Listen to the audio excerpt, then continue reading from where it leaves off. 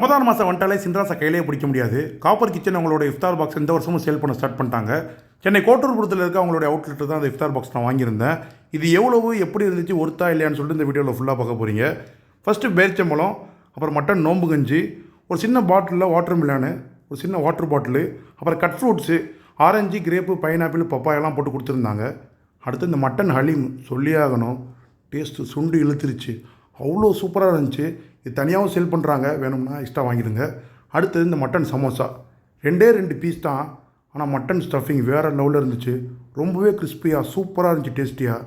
அடுத்து mutton seekh roll, rumali ரொட்டியில் mutton ஷீக்கை ரோல் பண்ணி ஸ்டஃப் பண்ணி கொடுத்துருந்தாங்க, வேறு மாதிரிங்க. அடுத்து இந்த கிளி பரோட்டா, ஒரே ஒரு ஆள் நல்லா தாராளமாக சாப்பிடக்கூடிய அளவுக்கு பேக் பண்ணி சிக்கன்லாம் ஸ்டஃப் பண்ணி கொடுத்துருந்தாங்க. அந்த சிக்கனையும் பரோட்டாவையும் பேரிங் பண்ணால் டேஸ்ட்டு டெரிஃபிக்காக இருந்துச்சு. அடுத்து இந்த சிக்கன் கெபாபு 3 பீஸ் தான். அதில் எனக்கு ரொம்ப பிடிச்ச இந்த மலாய் டிக்கா மைனஸில் போட்டு அடித்தேன், வேறு மாதிரி. அடுத்து இந்த சிக்கன் பிரியாணி. சிக்கன் பிரியாணி பற்றி சொல்லணுன்னா அவ்வளோதான். ஏன்னா சிக்கன் பிரியாணி அஸ்யூஷுவல் தான்.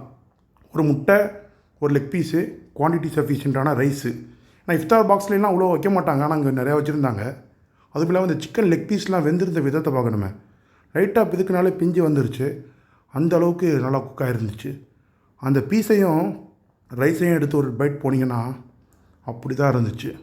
எல்லாத்தையும் சாப்பிட்டு முடிச்சுட்டு ஸ்வீட்டு குலோப் ஜாமுன் சாப்பிட்டேன், டேஸ்ட்டு அல்டிமேட்டு. ஒரே பீஸ் தான் இருந்துச்சு, அதான் வருத்தம். சாப்பிட்டு முடிச்சுட்டு பில் பே பண்ணிட்டு கிளம்பிட்டேன். இது ஒர்த்தா இல்லையான்னு சொல்லிட்டு மறக்காமல் கமெண்ட் பண்ணுங்கள்.